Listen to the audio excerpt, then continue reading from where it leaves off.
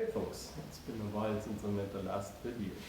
But you can see here is a press, right? And since it's close to autumn again, what we actually did is we harvested a few apples. Now we're gonna turn these into cider. So apple juice is rather easy. You just squeeze the apples and ultimately you cook the juice. If you want to turn this into cider, what you want is yeast. We want a controlled environment, so we're gonna add artificial yeast, and that actually comes on top of what's already there. So as a first step, what kind of makes sense is obviously to wash the apples, right? And then we actually cut them into quarters and shred them with a mixer. So that makes them very easy for the press to get the juice out once we squeeze them.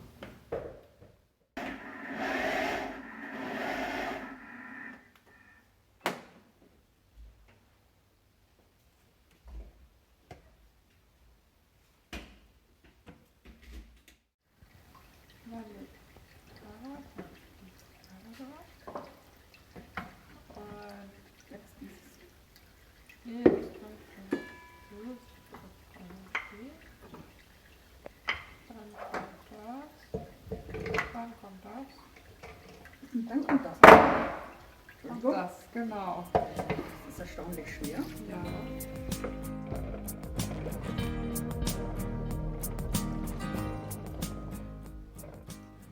So the tricky thing with this press is that it actually needs a little bit of substance to properly work. It needs some practice to sort of get it going. But once it is, it's actually awesome. Ich denke, bei der Andi musst du gleich unten die Glas schreiben. Weil irgendwann fängt er an zu rutschen.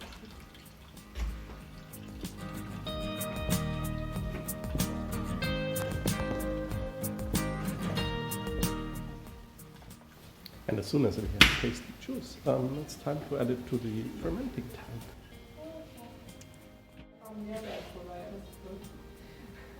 Das ist es nicht. Das habe ich schon alle Raum.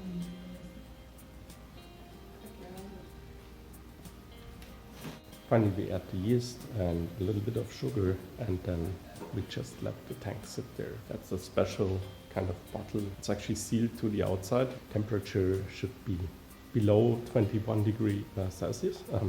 Takes a couple of weeks to ferment. Once the bubbles stop, it's kind of time for harvest. If you let it sit there for much longer, it might turn into vinegar, which is also very tasty, but not exactly what we want.